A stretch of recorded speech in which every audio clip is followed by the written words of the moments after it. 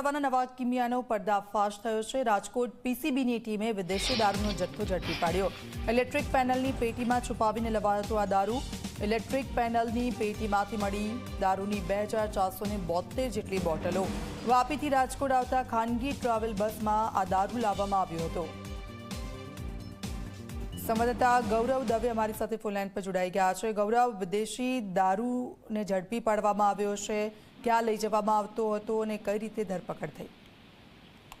ચોક્કસ જ દીક્ષિતા, જે રીતના બુટલેગરો છે તે ગુજરાતની અંદર દારૂ ઘુસાડવાના નવા પ્રયોગો છે તે કરતા હોય છે ને એક નવો કિમિયો છે તે સામે આવ્યો છે। રાજકોટ પીસીબીની ટીમને મોટી સફળતા છે તે મળી છે। લોખંડની ઇલેક્ટ્રિક પેટીની અંદર જે બોક્સમાં કવરિંગ કરી અને ખાનગી ટ્રાવેલ્સની બસમાં વાપીથી રાજકોટ સુધી જે દારૂનો જથ્થો પહોંચાડવામાં આવ્યો હતો તે ગ્રીનલેન્ડ ચોકડી નજીકથી રાજકોટ પીસીબીની ટીમે ઝડપી પાડ્યો છે। સાથે જ મોટી સફળતા એ મળી છે કે અલગ અલગ જે દારૂની બોટલો છે તે મળી આવી છે। 2472 જેટલી જે દારૂની બોટલો છે તે પોલીસે કબજે કરી છે। 7,11,000 રૂપિયાનો મુદ્દામાલ છે તે પોલીસે કબજે કર્યો છે।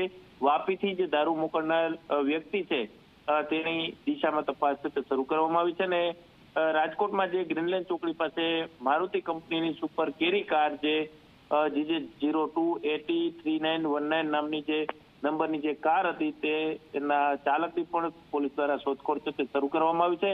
પરંતુ અવારનવાર રાજકોટ શહેરની અંદર દારૂ ઘુસાડવાના પ્રયાસો છે તે કરવામાં આવતો હોય છે અને ફરી એક વખત લોખંડની પેટીની અંદર ઇલેક્ટ્રિક પેનલના બોક્સની અંદર કવરિંગ કરી અને દારૂનો જથ્થો છે તે પહોંચાડવામાં આવતો હોવાનું બાતમી મળી હતી ને તેના આધારે જ રાજકોટ પોલીસે કે તેમના દ્વારા મોટી સફળતા છે તે તેમને મળી છે અને દારૂની બોટલો છે તે કબજે કરીને કાયદેસરની કાર્યવાહી છે તે હાથ ધરી છે।